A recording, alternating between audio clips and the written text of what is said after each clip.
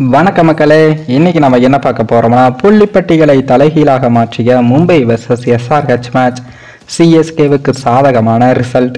அதாவது IPL 2024 ஆண்டுக்கான 55வது league போட்டியானது தற்போது நடைபெற்றது.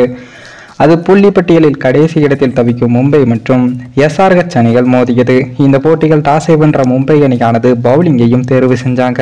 இதனைத் தொடர்ந்து களமிறங்கிய SRH அணியானது 56 ரன்கள் ஓபனிங் பார்ட்னர்ஷிப் அமைத்தாலும் திணறலாக விளையாடிய அபிஷேக் சர்மா 11 ரன்னில் பும்ரா வேகத்தில் நடையை கட்டினார். அப்போது வந்த மயங்க் அகர்வால் 5 ரன்னில் அறிமுக வீரர் காம்போஜ் வேகத்தில் போல்ட் ஆனார். அடுத்த சில ஓவரில் அடித்து நொறுக்கிய டிராவிஸ் ஹெட் 48 ரன்களில் பியூஷ் சாவ்லா சுழலில் அவுட் ஆனார்.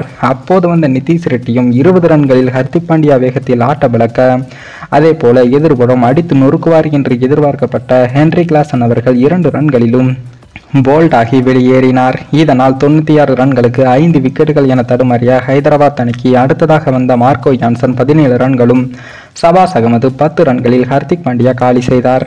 அதனால் 124 ரன்களுக்கு 7 விக்கெட்டுகள் என சரிந்த ஹைதராபாத் அணியானது 150 ரன்களையும் தாண்டாது என்று அந்த அணி ரசிகர்கள் கவலையில் இருந்தாங்க.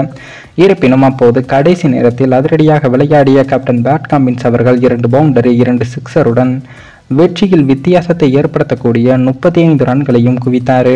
அந்த வகையில் நன்றாக பந்து வீசிய மும்பை அணியானது ஒரு கட்டத்தில் ஹைதராபாத்தை 150 ரன்களுக்கு சுருட்டி எளிதாக வெல்லும் என்று எதிர்பார்க்கப்பட்டது.